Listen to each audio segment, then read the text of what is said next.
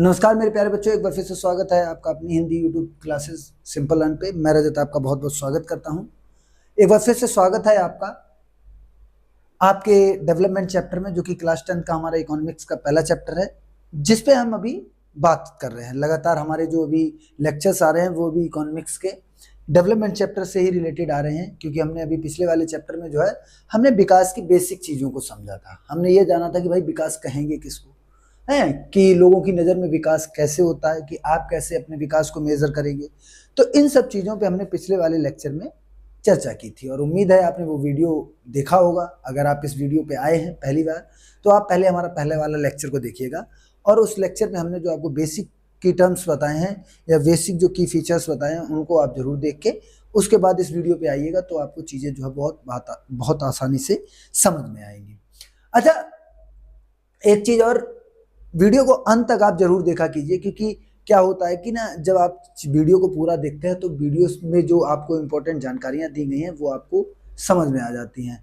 उसके बाद एक बार फिर से मैं आपका जो है बहुत बहुत धन्यवाद अदा करूंगा, क्योंकि लगातार हमारा जो सिंपल लर्न परिवार है वो बढ़ता जा रहा है। बच्चे हम पे भरोसा दिखा रहे हैं और इसी कड़ी में हम लोग जो है आज और आगे बढ़ गए हैं। हमारे जो सब्सक्राइबर हैं वो लगभग, हमारा जो सिंपल लर्न परिवार है वो लगभग 750 के आसपास पहुंचने वाला है। तो अगर आप इस वीडियो पे पहली बार आए हैं तो आप चैनल को सब्सक्राइब करके आप हम लोगों को जो है 1000 सब्सक्राइबर पर पहुंचाइएगा, तो आप लोगों के लिए कुछ स्पेशल लेके आते हैं। ठीक है दोस्तों, उम्मीद है आपने हमारी बात को बड़ा गंभीरता से लिया होगा और अपने दोस्तों के साथ जरूर इस वीडियो को शेयर करेंगे। तो आज वाला वीडियो हमारा जो होने वाला है, क्लास 10 का हमारा जो डेवलपमेंट चैप्टर है उसका सेकेंड लेक्चर है। आज हम क्या जानेंगे कि सब आर्थिक विकास होता क्या है, कि आर्थिक विकास क्या होता है। हम कैसे जानेंगे कि हमारा आर्थिक विकास हुआ है या नहीं हुआ है। हमने आपको पहले ही बताया था, जब मैंने आपको क्लास 9 का चैप्टर पढ़ाया था। कौन सा? जब मैंने आपको क्लास 9 का पालमपुर वाला चैप्टर पढ़ाया था तो मैंने वहाँ पे आपको एक बेसिक बात बताई थी कि जब भी आपके सामने कहीं आर्थिक शब्द आ जाता है ना, तो आप उसको क्या कंसीडर करेंगे। जैसे ये आपके सामने एक आर्थिक शब्द आया है तो इसको आप क्या कंसीडर करेंगे, इसको आप कंसीडर करेंगे पैसों से। किससे कंसीडर करेंगे? पैसों से। ठीक है, तो जब भी कहीं आर्थिक शब्द आ जाए तो आप उसको किससे कंसीडर करेंगे? मनी से, पैसे से। तो आर्थिक विकास होता क्या है? एक ऐसी प्रक्रिया जिसमें किसी राष्ट्र की राष्ट्रीय आय, प्रति व्यक्ति आय या जीवन स्तर में लंबे समय तक के लिए वृद्धि हो, तो उसको हम क्या कहेंगे? राष्ट्रीय विकास कहेंगे, या सॉरी आर्थिक विकास कहेंगे। क्या कहेंगे? आर्थिक विकास। मतलब अगर किसी देश की राष्ट्रीय आय बढ़ रही है लंबे समय के लिए, ऐसा नहीं कि शॉर्ट टर्म के लिए बढ़ जाए तो हम उसको आर्थिक विकास समझ लेंगे, नहीं। शॉर्ट टर्म के लिए अगर कहीं पे किसी भी देश की राष्ट्रीय आय बढ़ रही है कुछ समय के लिए, महीने, 2 महीने, 5 महीने के लिए, तो उसको हम क्या आर्थिक विकास नहीं कंसीडर करेंगे। लंबे समय तक के लिए, 8-10 साल के लिए अगर हमारी जो नेशनल इनकम है वो बढ़ जाती है तो हम उसको क्या कंसीडर करेंगे? आर्थिक विकास कंसीडर करेंगे। या प्रति व्यक्ति आय बढ़ जाए, जैसे देखो सिंपल सी बात है, किसी भी देश की राष्ट्रीय आय बढ़ेगी तो प्रति व्यक्ति आय का बढ़ना एक आम बात है, क्योंकि ये दोनों एक साथ चलते हैं। अगर किसी देश की नेशनल इनकम बढ़ेगी तो लोगों की राष्ट्रीय आय भी, प्रति व्यक्ति आय भी बढ़ेगी। तो अब जब ये नहीं लंबे समय के लिए बढ़ी तो क्या ये लंबे समय के लिए बढ़ेगी? नहीं बढ़ेगी। तो साहब इसका लंबे समय तक के लिए बढ़ना ही इसका लंबे समय तक के लिए बढ़ना है। मतलब जब हमारी राष्ट्रीय आय लंबे समय तक के लिए बढ़ेगी तभी हमारी प्रति व्यक्ति आय भी लंबे समय के लिए बढ़ेगी। ये बात आपको अपने दिमाग में रखनी है। उसके बाद साहब हमने पिछले वाले चैप्टर में क्या पढ़ा था कि एक आदिवासी किसान है, उसका साहब जहाँ पे वो रहता है वहाँ पे डैम बनाने का प्रोजेक्ट आता है, और डैम बनाने का जो प्रोजेक्ट आता है उसकी वजह से उसकी जमीन जो है वो किसमें चली जाती है? डैम के पानी में डूब जाती है। तो उसकी नज़र में विकास क्या हुआ? तो हमने बोला था साहब उसका शहर में पुनर्वास करा दिया जाए, उसके लोगों का, उसके जो बच्चे होंगे वो अच्छे स्कूल में पढ़ने लगे, उनको अगर कोई बीमारी होती है तो अच्छे अस्पताल में उनका इलाज होने लगे। तो हम इसको क्या कंसीडर करेंगे? हम उसको ये कंसीडर करेंगे कि साहब इसका जो जीवन स्तर है ना वो सुधर गया। तो इसी तरीके से किसी भी व्यक्ति के जीवन स्तर में अगर लंबे समय के लिए वृद्धि होती है तो उसको भी हम किसमें कंसीडर करेंगे? आर्थिक विकास। देखो ये तीनों एक दूसरे से डायरेक्टली जो है वो कनेक्टेड है। देखो देश की राष्ट्रीय आय बढ़ेगी तो हमारे देश की प्रति व्यक्ति आय बढ़ेगी।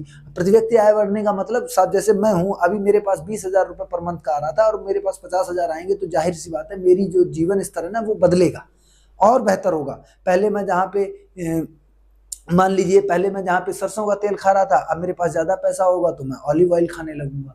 या अभी मैं मान लीजिए टोस्ट, एक लोकल कंपनी का जो है मैं टोस्ट खा रहा हूँ, और कल को अगर मेरे पास इनकम बढ़ेगी तो मैं ब्रिटानिया का टोस्ट खाने लगूंगा, मतलब और थोड़ा अच्छी क्वालिटी का खाने लगूंगा। तो इससे क्या होगा? मेरे जीवन स्तर में सुधार होगा। तो ये तीनों चीजें एक दूसरे से जुड़ी हुई हैं। अब बात आती है कि आर्थिक विकास कहेंगे तो कहेंगे किसे, कि साहब किसी भी देश की राष्ट्रीय आय, प्रति व्यक्ति आय और लोगों के जीवन स्तर में अगर लंबे समय तक के लिए वृद्धि होती है तो उसको हम क्या कहेंगे, आर्थिक विकास कहेंगे।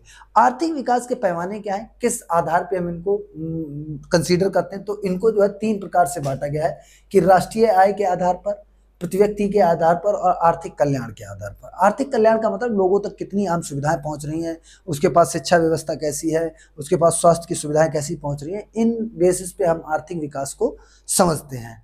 अब थोड़ा बात करेंगे राष्ट्रीय विकास की। किसकी बात करेंगे, राष्ट्रीय विकास, नेशनल डेवलपमेंट क्या होता है। साहब राष्ट्रीय विकास का मतलब क्या होता है, राष्ट्रीय विकास का मतलब हर क्षेत्र में विकास करना है, एवरी सेक्टर, हर क्षेत्र। देखो हर क्षेत्र का मतलब कि साहब टेक्नोलॉजी में भी सुधार हो, कृषि में भी सुधार हो, सेवा क्षेत्र में भी सुधार हो, आपका ट्रांसपोर्ट में भी सुधार हो, लोगों के लिए रोजगार के अवसरों में सुधार हो। अगर सभी क्षेत्रों में क्या हो रहा है, विकास हो रहा है, तो हम उसको क्या बोलेंगे, राष्ट्रीय विकास बोलेंगे। देखिएगा जो लोग ये बोलते हैं ना कि देश में विकास हो रहा है, ऐसे नहीं होता है विकास। विकास के लिए हर सेक्टर में डेवलपमेंट होना चाहिए, हर क्षेत्र में, गांव तक अच्छी सड़कें पहुंच जाएं, गांव में अच्छे सरकारी स्कूल बन जाएं, गांव के लोगों को अच्छी स्वास्थ्य सुविधाएं मिलने लगे। क्या भारत में ऐसा देखने को मिल रहा है आपको? बिल्कुल नहीं देखने को मिल रहा है। आप देखते होंगे न्यूज़ों में डेली खबर क्या चलती है कि साहब बिहार जैसे राज्यों में आज भी लोग कंधे पर रख के लोगों को जो है अस्पतालों तक ले जा रहे हैं। क्या ये अच्छी स्वास्थ्य सुविधा के संकेत हैं? नहीं है, बिल्कुल नहीं है। अच्छी स्वास्थ्य सुविधा का मतलब क्या होता है कि लोगों के घर तक एम्बुलेंस पहुंच जाए, दरवाजे तक उनके एम्बुलेंस पहुंचे, और वो तभी संभव है जब अच्छी सड़कें होंगी। क्या भारत में अच्छी सड़कें हैं? हाँ, ये मान सकते हैं कुछ काम हुआ है, और खासकर आपके जो है नेशनल हाईवे के मामले में कुछ काम बहुत बेहतरीन हुए हैं, लेकिन अभी भी उस लेवल पे नहीं है हम जो हम अपने आप को विकास कह दें। अभी भी बहुत से ऐसे गांव हैं भारत में जहां तक अभी भी अच्छी सड़कें नहीं पहुंची।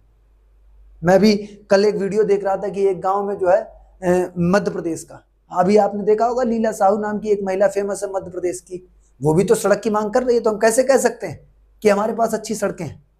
हमने अभी तक अपने गांव में, अब आज़ादी के 75 साल हो गए हमको, और हमने अपने ग्रामीण क्षेत्रों में अच्छी सड़कें नहीं दे पाई। क्या हमारे देश का राष्ट्रीय विकास हुआ है? बिल्कुल नहीं हुआ। इसको विकास नहीं करेंगे। विकास का मतलब क्या होता है, हर क्षेत्र में बेहतरीन विकास, लोगों को अच्छी स्वास्थ्य सुविधाएं मिलने लगे, लोगों के घरों तक अच्छी सड़क पहुंच जाए, लोगों के घरों तक बिजली पहुंच जाए। ऐसी सुविधाएं जब कंसीडर की जाती हैं, तो जब इन सभी सुविधाओं में क्या होती है, वृद्धि होती है, तो इसी को हम क्या बोलते हैं, राष्ट्रीय विकास बोलते हैं। क्या बोलते हैं? राष्ट्रीय विकास। भारत में राष्ट्रीय विकास का क्या मतलब होगा भाई? भारत में हम कैसे देखेंगे भारत का राष्ट्रीय विकास हुआ है या नहीं हुआ है? क्या देखेंगे कि क्या हर घर तक बिजली पहुंची है? नहीं पहुंची है। तो अगर हम हर घर तक बिजली पहुंचाएंगे तो हम अपने देश का क्या कर रहे हैं, राष्ट्रीय विकास। मतलब भारत का क्या हो रहा है, राष्ट्रीय विकास। सरकारी स्कूलों में मुफ्त शिक्षा, उत्तर प्रदेश में देखा होगा आपने, आज का मामला है। सब एसएससी वाले बच्चों के लिए कुछ टीचर्स जो है प्रोटेस्ट पे बैठे हुए थे, क्या हाल हुआ उनका? उनको मारा है। आदित्य रंजन सर, अभिनय सर, राकेश यादव सर, इन सभी लोगों को देखा है आपने, लाठी डंडों से मारा। भाई फेलियर किसका था? इन्होंने तो कंपनी नहीं चूज की थी। कंपनी किसने चूज की थी? सरकार ने। टीसीएस जैसी ब्रांडेड कंपनी को हटा के आप एक लोकल फर्जी कंपनी को लेके आते हैं। क्या ऐसे ही देश का विकास होगा? नहीं होगा, बिल्कुल नहीं होगा। आपको क्या करना चाहिए, आपको सरकारी स्कूल बेहतरीन बनाने चाहिए। उत्तर प्रदेश में क्या किया आपने? 27,000 स्कूलों पे ताले लटकाने की बात कह दी आपने। क्या ऐसे हमारे देश का राष्ट्रीय विकास होगा? बिल्कुल नहीं होगा। अगर आपको राष्ट्रीय विकास करना है तो हर घर तक बिजली पहुंचानी होगी, आपको हर सरकारी स्कूल में मुफ्त और बेहतरीन शिक्षा देनी होगी। बेहतरीन शिक्षा का मतलब जो आज के टाइम पे इंटरनेशनल लेवल के साथ कंपीट कर पाए। आप देखते होंगे अभी भी हमारे एजुकेशन मेथड्स क्या हैं, वही पुराने चल रहे हैं। अभी भी हमारे यहाँ ब्लैक बोर्ड से पढ़ाई हो रही। क्या इन मेथड्स से हम जो है इंटरनेशनल लेवल पे अपना पक्ष रख पाएंगे? क्या बराबरी कर पाएंगे उन बच्चों से? बिल्कुल नहीं कर पाएंगे। वो तो हमारे यहाँ के जो माइंड्स हैं वो बहुत ब्रिलियंट होते हैं, इसलिए हमको चाहे कम संसाधनों में भी हमारे यहाँ का जो ब्रेन होता है वो बहुत अच्छा निखर के आता है। चलिए देखिएगा, उसके बाद सड़कों व मेट्रो की सुविधाएं बढ़ानी चाहिए कि भाई अगर राष्ट्रीय विकास करना है ना तो आपको ज़्यादा से ज़्यादा मेट्रो बनानी चाहिए, ज़्यादा से ज़्यादा हाईवे बनाने चाहिए। कोई भी सरकार हो उसका मेन फोकस किस पे होना चाहिए? मेट्रो और सड़कों जैसी सुविधाओं पे। क्यों? क्योंकि अगर ये अच्छी होंगी ना, सड़क और मेट्रो सुविधा अच्छी होगी, तो उस देश का राष्ट्रीय विकास बहुत अच्छा होगा। इसी चीज में काम किया था उत्तर प्रदेश में। एक मुख्यमंत्री आए, उन्होंने सबसे लंबा हाईवे दिया। पहले वो देश का सबसे लंबा हाईवे था, मे भी शायद आज भी वही देश का सबसे लंबा हाईवे है, आगरा एक्सप्रेस वे। किसने दिया था? उत्तर प्रदेश के जो पहले मुख्यमंत्री रहे अखिलेश यादव जी ने। उन्होंने कुछ शहरों में मेट्रो भी चलाई, कानपुर उन्हीं की प्रस्तावित की हुई थी, उन्हीं ने उसको चलाया था। नोएडा, आगरा, ये सब किसकी देन थी? उन्हीं की देन थी। तो उन्होंने इस चीज पे काम किया। उसके बाद स्वच्छ भारत मिशन के तहत स्वच्छता को बढ़ाना चाहिए। भाई देश में स्वच्छता भी बहुत जरूरी है। अगर किसी देश में स्वच्छता का स्तर गिरा हुआ है ना, तो आप उसको राष्ट्रीय विकास में कंसीडर नहीं करेंगे। अगर किसी देश में स्वच्छता का स्तर अच्छा है ना, उसको हम किस में कंसीडर करेंगे? राष्ट्रीय विकास में कंसीडर करेंगे। बात समझ रहे हो ना? कि आप जो ये कहीं पे भी कुछ भी खा के फेंक देते हो, मतलब आप अपने देश के राष्ट्रीय विकास में क्या कर रहे हो? रोड़ा बन रहे हो। इसलिए जब भी कहीं कूड़ा फैलाओ ना, तो उससे पहले सोचिए कि अगर मैं कहीं कूड़ा फैला रहा हूं तो मेरे देश का राष्ट्रीय विकास रुक रहा है, हम पीछे जा रहे हैं। और क्या करना चाहिए कि डिजिटल इंडिया के तहत लोगों तक इंटरनेट की पहुंच बनानी चाहिए, कि इंटरनेट को इतना सस्ता कर दीजिए, इतना सस्ता कर दीजिए कि वो आम आदमी की पहुंच में पहुंच जाए, वो भी इंटरनेट का इस्तेमाल करने लगे। जब ये पांचों काम हो जाएंगे ना, जिस दिन हमारे देश में ये पांचों काम हो जाएंगे, उसी दिन हम ये कह देंगे कि साहब अब हमारा जो देश है ना, वो राष्ट्रीय विकास के मामले में बहुत आगे है। बात समझ रहे हो मेरी? कि राष्ट्रीय विकास के लिए इन चीजों का होना बहुत जरूरी है। आसान भाषा में कहें तो राष्ट्रीय विकास होता क्या है? कि राष्ट्रीय विकास जो होता है ना, वो आर्थिक, सामाजिक, सांस्कृतिक और तकनीकी सुधार का मिला जुला एक प्रारूप होता है, स्वरूप होता है। कि अगर किसी देश में आर्थिक विकास हो रहा है, सामाजिक विकास हो रहा है, सांस्कृतिक विकास हो रहा है और तकनीकी में सुधार हो रहा है, इसका मतलब क्या है? कि साहब उस देश का राष्ट्रीय विकास हो रहा है। क्या हो रहा है? उस देश का राष्ट्रीय विकास हो रहा है। अब राष्ट्रीय विकास या विकास को नापने का क्या तरीका रहेगा? मान लो आपको दो देशों के बीच में राष्ट्रीय विकास को नापना है। आपको यह पता करना है कि साहब भारत ज्यादा विकसित है या पाकिस्तान ज्यादा विकसित है। तो कैसे नापेंगे? कुछ मेजर्स होंगे ना, मेजरमेंट होंगे, उनके तहत नापेंगे। जैसे मान लो आप और मुझे, आपकी लंबाई और मेरी लंबाई को नापा जाए, तो कैसे नापा जाएगा? कि साहब एक पैरामीटर लाएंगे, आपकी लंबाई और मेरी लंबाई को मेजर किया जाएगा। अगर दो देशों के बीच में विकास नापना, तो कैसे नापेंगे? साहब ये कह देंगे साहब ये इससे जो है 10% ज्यादा विकसित है, लेकिन कहेंगे किस बेस पे? तो उसके लिए कुछ मेजर्स बनाए हैं। देखिएगा, दो या दो से अधिक राज्यों के बीच या देशों के बीच में जब विकास की तुलना करनी होती है, तो देशों के बीच में तुलना करनी होती है तो उसके अलग पैरामीटर्स होते हैं, और दो राज्यों के बीच अगर तुलना करनी होती है तो अलग पैरामीटर्स होते हैं। तो देखिएगा, जब हम दो या दो से अधिक राज्यों के मध्य विकास नापते हैं, दो या दो तुलना करते हैं, तो हमको क्या देखना होता है? दो देशों के मध्य स्वास्थ्य देखना होता है, आय और सुविधाओं की तुलना करनी। हमको सबसे पहले ये देखना होता है साहब वहां पे स्वास्थ्य व्यवस्थाएं कैसी हैं, वहां के लोगों की इनकम कितनी है, और वहां के लोगों को सुविधाएं कैसी मिल रही। आप ये सोच रहे हैं साहब इतना सब कुछ तामझाम करने का क्या मायना है? ऐसा करते हैं, ये देख लेते हैं साहब वहां के लोगों की इनकम कितनी है, यहाँ के लोगों की इनकम कितनी है। बिल्कुल बात करेंगे, राष्ट्रीय आय पे आएंगे तब हम प्रति व्यक्ति आय पे आएंगे, तो हम वर्ल्ड बैंक के आधार पर देखेंगे कि वर्ल्ड बैंक के आधार पर हम किस देश को विकसित कहेंगे, किस देश को नहीं। ठीक है? तो जब हम विकास की तुलना करते हैं ना, तो सिर्फ किसको कंसीडर नहीं किया जाता? पैसे को देखकर आप कभी भी विकास की तुलना नहीं कर सकते हैं। किसको देखकर? पैसे को देखकर आप कभी भी ये तुलना नहीं कर सकते हैं कि साहब ये देश ज्यादा विकसित है और ये देश कम। अगर पैसे के आधार पर चलेंगे तो आप पाकिस्तान में देखिए, लोगों की इनकम तो कितनी है, क्या उन लोगों को हम विकसित बोलेंगे? नहीं बोलेंगे, बिल्कुल नहीं बोल सकते। क्यों? पैसे के आधार पर कभी भी दो देशों के मध्य विकास की तुलना नहीं की जा सकती है। इस हिसाब से तो हम अमेरिका से बहुत पीछे हो गए, पीछे हैं, लेकिन अगर पैसों के आधार पर देखोगे तो बहुत ज्यादा गैप है हम लोगों के बीच में। क्यों? उसका कारण है कि भाई आप देखोगे ना, जैसे इंडिया में कोई एक 4 व्हीलर गाड़ी लेके आता है ना, तो वो अपने आप को बहुत पैसे वाला समझता है, और वहां पे अमेरिका में 4 व्हीलर कार जो है ना, वो एक आम हिस्सा है। आम, जैसे अपने यहाँ लोग साइकिल खरीदते हैं, वैसे वहां के लोग 4 व्हीलर खरीदते हैं। बात समझ रहे हो? और इंडिया में अगर किसी ने 4 व्हीलर ले ली तो उसको हम क्या समझ लेते हैं? साहब ये बहुत पैसे वाला व्यक्ति है। और अमेरिका में एक आम बात है, जैसे अपने यहाँ लोगों के लिए साइकिल आम बात है, वैसे अमेरिका में लोगों के लिए 4 व्हीलर आम बात है। तो कभी पैसे को देखकर आप किसी भी दो देशों के बीच में तुलना नहीं कर सकते हैं। देखिएगा कैसे तुलना करेंगे कि लोगों की आय कितनी है। भाई अगर दो देशों के बीच में कंपैरिजन करना है, विकास की अगर आपको गणना करनी है, तो आपको यह देखना होगा लोगों की आय कितनी है, शिक्षा की स्थिति कैसी है। भाई जिस देश की तुलना कर रहे हैं उन दोनों देशों में एजुकेशन का लेवल क्या है, स्वास्थ्य सुविधाएं कैसी है, भाई स्वास्थ्य सुविधाओं में उनको कितना बेनिफिट है, कितनी आराम से मिल रही है, कितनी इजीली मिल रही है, कितने कष्ट में मिल रही है। उसके बाद सामाजिक समानता है या नहीं, लोगों के बीच में ऐसा तो नहीं अभी भी लोग भेदभाव कर रहे हो। अगर ऐसा है तो ये 4 वो पैरामीटर्स हैं जिनके बेस पे हम दो देशों के बीच में तुलना करेंगे। कहीं पे अगर लोगों के बीच में डिस्क्रिमिनेशन हो रहा है तो उसको भी जो है कंसीडर किया जाता है। अब थोड़ा हम ये देखते हैं कि दो देशों के बीच तुलना करनी है तो हम पता करेंगे कि अमेरिका और अफ्रीका का कोई देश है, अमेरिका जिसकी आय ज्यादा है, अफ्रीका का कोई देश जिसकी आय कम है। पहला तो दोनों देशों में आय में ही अंतर है साहब, यहाँ के लोगों के पास पैसा ज्यादा है, यहाँ के लोगों के पास इनकी इनकम कम है। उसके बाद अमेरिका में लोगों के पास अच्छी शिक्षा है, लेकिन अफ्रीका का जो देश है ना कोई, उसमें शिक्षा का अभाव है।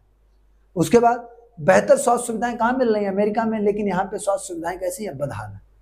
तो आपकी नजर में इन दोनों में विकसित देश कौन होगा? तो हम क्या कहेंगे कि अमेरिका साहब जो है ना वो ज्यादा विकसित है। इन दोनों देशों में कौन ज्यादा विकसित है? अमेरिका ज्यादा विकसित है। क्यों ज्यादा विकसित है? क्योंकि यहाँ के लोगों की जो मूलभूत सुविधाएं हैं ना वो ज्यादा बेहतर है। यहाँ पे अच्छी एजुकेशन मिल रही है, बेहतर स्वास्थ्य सुविधाएं हैं, लेकिन यहाँ पे नहीं है। पैसों से कोई मतलब नहीं, पैसे कम ज्यादा हो सकते हैं, लेकिन अगर उनकी जो बेसिक फैसिलिटी है अगर वो अच्छी नहीं है तो हम उसको क्या कंसीडर करेंगे? एक अच्छा और विकसित देश कंसीडर नहीं करेंगे। बात समझ रहे हो आप? कि लोगों के पास पैसा बेशक कम हो, अगर वो मानसिक रूप से प्रसन्न है ना तो वो देश ज्यादा खुशहाल माना जाएगा। अगर लोगों के पास पैसा ज्यादा है और वहां पे क्राइसिस हो रहे हैं, बार बार उनको जो है टमाटर के लिए, आलू प्याज के लिए और आटे के लिए बराबर जो है लड़ाई झगड़े करने पड़ रहे हैं, तो उन देशों को हम विकसित देश काउंट नहीं करेंगे। अगर यही तुलना हमको भारत के दो राज्यों के बीच करनी हो तब हम क्या करेंगे? तब हम ये देखेंगे कि साहब दोनों देशों की साक्षरता दर कैसी है, दोनों राज्यों की जो लोगों की इनकम है वो कैसी है, दोनों राज्यों में स्वास्थ्य सुविधाएं कैसी हैं। तो जब हम भारत के दो राज्यों के बीच में तुलना करते हैं, जैसे बिहार और केरल के बीच में तुलना करते हैं, तो बिहार जो है उसकी साक्षरता दर क्या है? सॉरी ये उल्टा हो गया, इसकी जगह क्या कर लेते हैं? बिहार की जगह केरल और केरल की जगह बिहार। ये केरल और ये बिहार। हम क्या देखते हैं कि केरल के लोगों की साक्षरता दर कितनी है? 96%। केरल में स्वास्थ्य सुविधाएं भी बेहतर है, केरल में प्रत्याशा दर भी अच्छी है। प्रत्याशा दर के बारे में हम लोग डिटेल से पढ़ेंगे कि प्रत्याशा दर का मतलब क्या होता है कि कोई भी व्यक्ति कितने लंबे समय तक जीवित रहता है। जैसे मान लीजिए एक गांव में 100 लोग हैं, 100 लोगों में से 2 लोग ऐसे हो जो कम उम्र में एक्सपायर हो जाते हैं, लेकिन मोस्ट ऑफ द पर्सन जो है वो 60 प्लस एज के जो है वो रहते हैं। तो वहाँ के लोगों की प्रत्याशा दर कैसी होगी? अधिक होगी। और जहाँ पे लोग कम उम्र में एक्सपायर हो जाते हैं, मर जाते हैं, मृत्यु हो जाती है, तो उनकी प्रत्याशा दर कैसी होगी? निम्न होगी। तो जब हम केरल में देखते हैं तो साहब केरल में साक्षरता दर अधिक है, लेकिन बिहार में साक्षरता दर कम है। केरल में स्वास्थ्य सुविधाएं बेहतरीन है, लेकिन बिहार में स्वास्थ्य सुविधाएं कैसी है? लचर है, एकदम ढीली पूली, कोई व्यवस्था नहीं। उसके बाद प्रत्याशा दर की बात की जाए तो केरल में प्रत्याशा दर बेहतरीन है, लेकिन बिहार में प्रत्याशा दर कम है। तो जब इन दोनों के बीच कंपैरिजन करते हैं तो हमको ये पता चलता है कि साहब केरल जो है वो ज्यादा विकसित है, किसकी तुलना में? बिहार की तुलना में। इन सब चीजों को लेकर अभी आपको परेशान होने की बिल्कुल जरूरत नहीं है। क्यों? क्योंकि ये अभी बेसिक टर्म्स ही चल रहे हैं। हमारा जो मोस्ट इंपॉर्टेंट टॉपिक था तो वो ये थे, ये इतना। ये इनके बारे में बात हम और डिटेल से करेंगे अगले लेक्चर में। उम्मीद है वीडियो आपको समझ में आया होगा, और वीडियो आपको अच्छा भी लगा होगा तो वीडियो को लाइक जरूर करिएगा, और नेक्स्ट वीडियो का इंतजार जरूर करिएगा, क्योंकि अगला टॉपिक जो आएगा ना उसमें ये चीजें आपको बहुत आसानी से क्लियर होंगी, क्योंकि उसमें हम प्रति व्यक्ति आय वगैरह के बारे में पढ़ेंगे, जो कि आपके लिए बहुत बेनिफिट होंगी, और सीधा सीधा क्वेश्चन आता है आपसे। ठीक है दोस्तों, तो यहाँ तक हमारे वीडियो में बने रहने के लिए आपका दिल से बहुत बहुत धन्यवाद। मिलते हैं आपसे अगले वीडियो में। जय हिंद, जय भारत।